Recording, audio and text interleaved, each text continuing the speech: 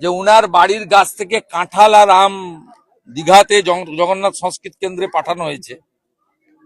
আমি তখন বলেছিলাম ওই জায়গাটা হচ্ছে কলকাতা পোর্ট ট্রাস্টের জায়গা, উনি বা ওনার পরিবার হচ্ছে জবরদখলকারী।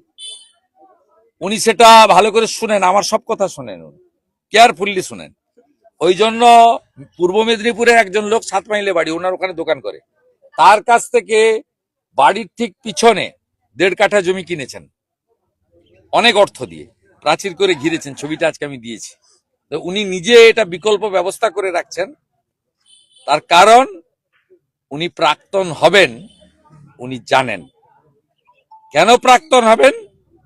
বাংলাদেশের মুসলমান রোহিঙ্গা অনুপ্রবেশকারী মৃত ভূত ভোটাররা ভোটার তালিকায় থাকছে না, এতে জেতার কোনো রাস্তা নেই। দ্বিতীয় হচ্ছে পশ্চিমবাংলায় সমস্ত মানুষ এই 15 বছরের কুশাসন, অপশাসন, দুঃশাসন দেখেছে। মহিলারা, বিশেষ করে হিন্দু বাড়ির মহিলারা, তারা নারী সুরক্ষা চায়, তারা অভয়ের মতো কেস চায় না। মমতা ব্যানার্জি সুরক্ষা দিতে পারেননি, উল্টে বলেছেন মহিলারা যাতে সন্ধ্যার পরে রাস্তায় না বেরোয়।